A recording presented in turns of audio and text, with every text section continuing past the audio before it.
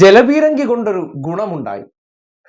Deputy മേയറുടെ യഥാർത്ഥ രൂപം നാട്ടുകാരെ കാണിക്കാൻ പറ്റി.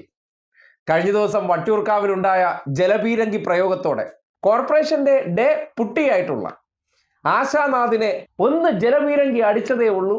തൊട്ടടുത്ത് നിന്നവർ വരെ ചോദിക്കുകയാണ്, എവിടെ പോയി നമ്മുടെ ഡേ പുട്ടി മേയർ? കാര്യം പുട്ടി പോയപ്പോൾ ആളറിയാൻ പറ്റാത്തൊരവസ്ഥ.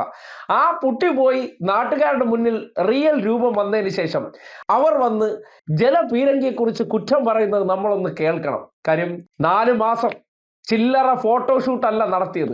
നഗരസഭയുടെ ഫണ്ട് ബഡ്ജറ്റിൽ പുട്ടിക്ക് വേണ്ടി മാത്രം മാറ്റിവെച്ചിരിക്കുന്ന ഒരു ഡെപ്യൂട്ടി മേയറാണ്.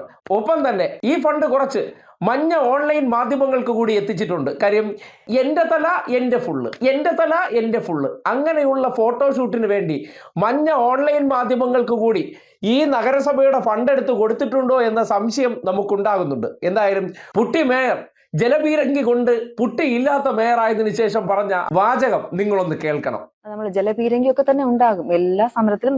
കുറച്ച് പ്രൊവോക്ക് ചെയ്ത് കുറച്ച് മുന്നോട്ട് പോകുമ്പോൾ ജലപീരങ്കി ഒക്കെ അടിക്കുന്ന സാഹചര്യം ഉണ്ടാകും. പക്ഷെ ഇത്രയും തുടക്കം മുതൽ അവസാനം വരെ ജലപീരങ്കിയിലെ ടാങ്കിലെ വെള്ളം നിങ്ങൾ പരിശോധിച്ചാൽ മനസ്സിലാവും. വിഷ്വൽസിൽ ഫുള്ളും അവസാനം വരെ ചെളി വെള്ളമാണ് അടിച്ചത്.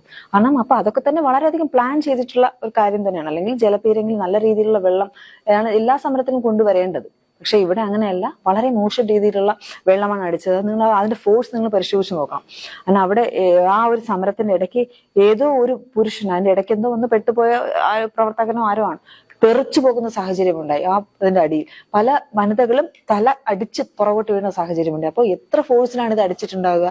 അപ്പോൾ സ്ത്രീകളെന്ന് പോലും നോക്കാതെ വളരെ മോശം രീതിയിൽ അവരെ ഉപദ്രവിക്കുക എന്ന ഉദ്ദേശത്തോടുകൂടി തന്നെയാണ് ഇന്നലെ സമരത്തെ പോലീസ് നേരിട്ടത്.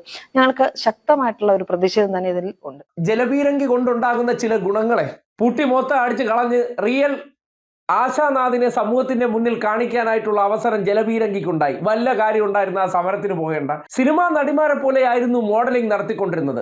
ഡെപ്യൂട്ടി മേയറുടെ ജോലി എന്താണെന്ന് പറഞ്ഞാൽ അഭിനയമായിരുന്നു എന്ന് നമുക്ക് തോന്നി. നഗരത്തിൽ കുടിവെള്ളമില്ലാത്ത സന്ദർഭത്തിൽ, വെളിച്ചമില്ലാത്ത സന്ദർഭത്തിൽ, തെരുവുനായ കടികൊള്ളുന്ന സമയത്തെല്ലാം മേയർ നല്ല പുട്ടിയിട്ട് വന്നിട്ട് ഒരു ഫോട്ടോഷൂട്ട് നടത്തിയിട്ട് പോകുന്ന ഒരു സാഹചര്യമാണ് എല്ലായിടത്തും ഉണ്ടായിരുന്നത്. ആ ഒരു കാര്യത്തിൽ ഒരു ജലപീരങ്കി വന്നതോടുകൂടി തൊട്ടടുത്ത് നിന്നവർക്ക് വരെ ആശാനാഥിനെ തിരിച്ചറിയാൻ പറ്റാത്ത അവസ്ഥയുണ്ടായി എന്ന പരാതി ഉണ്ടാവുകയാണ്. എങ്ങനെ തിരിച്ചറിയും? ഇത്രയും കാലം കണ്ട രൂപത്തിലായിരുന്നില്ലല്ലോ. ഒരു ജലപീരങ്കി വന്നിട്ട് അങ്ങ് പോയതും മൊത്തം റോഡിൽ കുമ്മായത്തിന്റെ ബഹളമായിരുന്നു. അതിനുശേഷം ഇതാരാ മുന്നിൽ നിൽക്കുന്നതെന്ന് ചോദിച്ചപ്പോൾ ഞാനാണ് ആശാനാഥ് എന്ന് പറഞ്ഞപ്പോൾ ഒപ്പമുള്ളവർക്ക് വരെ വിശ്വാസം വന്നില്ല എന്നാണ് BJP-ക്കാരുടെ കമന്റ്.